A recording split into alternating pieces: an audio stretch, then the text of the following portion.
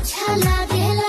कमर ककरी से भइल काटा हराबा हो गलिया लागेला जान टमाटरबा हो गलिया लागेला जान टमाटर।